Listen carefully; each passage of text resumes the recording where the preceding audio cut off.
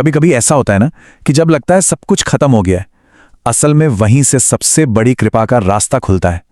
आज हम एक ऐसी ही बहुत ही असाधारण जीवन यात्रा की कहानी में उतरेंगे।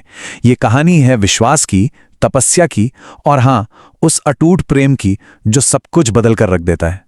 ये कहानी है प्रेमानंद जी महाराज की। अब इस कहानी के दिल में ना कुछ बहुत गहरे सवाल हैं। मतलब सोचिए, कोई 13 साल का बच्चा कैसे हिम्मत करता होगा अपना घर परिवार सब छोड़कर एक मुश्किल तपस्या भरी जिंदगी चुनने की। और उससे भी बड़ा सवाल कि जब जिंदगी आपको उस मोड़ पर ले आए जहां शरीर भी साथ छोड़ दे, दुनिया भी मुंह फेर ले, उस पूरी बर्बादी के पल में वो डिवाइन ग्रेस, वो दिव्य कृपा का अनुभव आखिर होता कैसे है। अच्छा, तो उनके इस यात्रा के जो बीज थे ना, वो तो बचपन में ही पड़ गए थे। ऐसा लगता है जैसे भविष्य की एक झलक ने पहले ही दस्तक दे दी थी। बात तब की है जब उनका जन्म हुआ। कहते हैं कि उसी समय एक संत ने भविष्यवाणी कर दी थी कि ये कोई साधारण बालक नहीं है, ये तो प्रेम का दूत बनकर आया है। और देखिए, यही एक बात आगे चलकर उनके पूरे जीवन का सार बन गई। बहुत छोटी उम्र थी उनकी जब सत्संग में सुने कुछ शब्दों ने उनके मन पर, कह सकते हैं कि गहरी छाप छोड़ दी। उन्होंने अपनी मां से एक सवाल पूछा, एक बहुत ही सीधा सा सवाल। मां, जब एक दिन सबको जाना ही है तो क्यों ना हम ऐसी जिंदगी जिए कि सीधे भगवान के पास पहुंचे।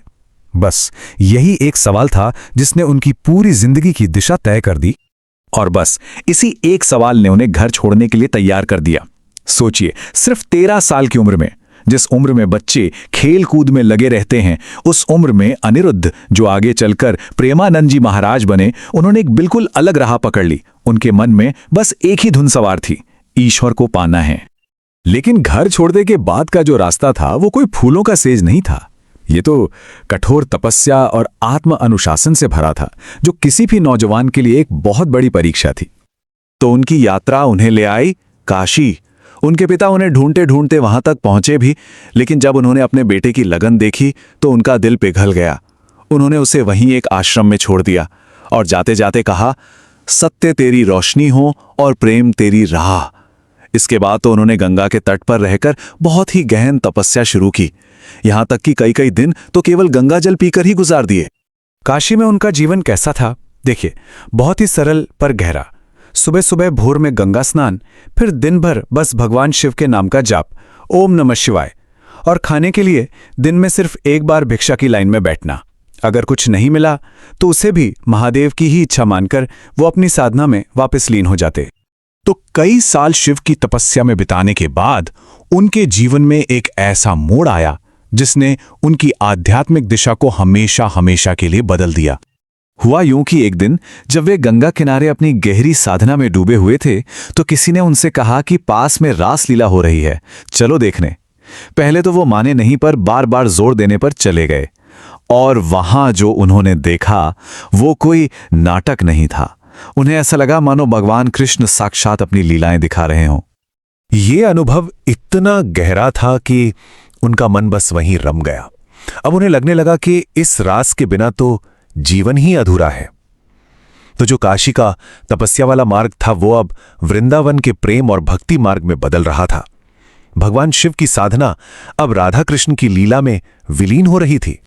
अब वृंदावन पहुंचने के बाद जहां उन्हें लगा कि हां, यही उनका सच्चा घर है, यही उनका तीर्थ है, ठीक उसी वक्त जिंदगी ने उनकी सबसे कठिन परीक्षा ली। एक एक करके सब कुछ बिगड़ने लगा। पहले तो उनके पेट में एक असहनीय पीड़ा होने लगी। जब जांच हुई तो पता चला कि उनकी दोनों किडनियां पूरी तरह से खराब हो चुकी हैं। डॉक्टरों ने भी हाथ खड़े कर दिए, जवाब दे दिया। और मानो इतना ही काफी नहीं था, जिस आश्रम में वो रहते थे वहां से भी उन्हें उनकी बीमारी की वजह से निकाल दिया गया। सोचिए, ऐसी हालत में कोई क्या कहेगा? जब डॉक्टरों ने कहा कि अब तो सब कुछ भगवान के ही भरोसे है, तो उनका जवाब उनकी अटूट आस्था को दिखाता है। उन्होंने कहा, डॉक्टर साहब, यही तो मैं भी कहता हूं, ये शरीर मेरा है ही कब, ये तो पहले दिन से ही भगवान के भरोसे है। तो जब सब कुछ छिन गया और वो वृंदावन की धूल में बेसहारा लेटे थे, ठीक उसी पल उनके जीवन का सबसे चमत्कारी अध्याय शुरू हुआ। एक रात निराश होकर उन्होंने सोचा कि चलो वापस काशी लौट चलते हैं। पर तभी उन्हें एक दिव्य सपना आया जिसमें राधा रानी ने उन्हें वृंदावन न छोड़ने के लिए कहा। अगली सुबह जब वो परिक्रमा के लिए निकले तो एक मंदिर के पास से गुजरते हुए उन्हें बिल्कुल वही धुन सुनी जो सपने में गूंज रही थी। पूछने पर पता चला कि ये धुन तो राधा वल्लभ मंदिर की है। और जैसे ही वो राधा वल्लभ मंदिर पहुंचे और उनकी नजर श्री राधा वल्लभ जी पे पड़ी, उनकी आंखों से बस आंसू बहने लगे। ये सिर्फ दर्शन नहीं था, ये तो आत्मा और परमात्मा का मिलन था। उन्हें ऐसा लगा जैसे आत्मा ने आखिरकार अपना घर पहचान लिया हो। उस दिन के बाद उनका जीवन पूरी तरह से बदल गया। वो तपस्या से प्रेम की ओर बढ़ चुके थे और यही उनकी शिक्षा का, उनके जीवन का केंद्र बन गया। उनके पूरे जीवन का जो अनुभव है, जो सार है, वो इस एक शब्द में समा जाता है, प्रेम। उनका मानना और सिखाना दोनों यही है कि भगवान तक पहुंचने का सबसे सरल, सबसे सीधा और सबसे मधुर रास्ता अगर कोई है तो वो प्रेम ही है। और आज श्री प्रेमानंद जी महाराज वृंदावन में भक्ति का एक जीता जागता प्रतीक हैं। उनकी वाणी, उनका मार्गदर्शन अनगिनत लोगों के दिलों में प्रेम की वो लौ जला रहे हैं। वो हमें यही सिखाते हैं कि जिस परम प्रेम की हम सबको तलाश है, उसका एक नाम राधा भी है। तो उनकी ये कहानी हमें एक बहुत गहरे सवाल के साथ छोड़ जाती है। क्या ये हो सकता है कि जीवन की सबसे बड़ी मुश्किलें, सबसे बड़ी तबाही ही आध्यात्मिक कृपा पाने का सबसे सीधा रास्ता हो? इस पर सोचिएगा जरूर। मिलते हैं अगले विश्लेषण में।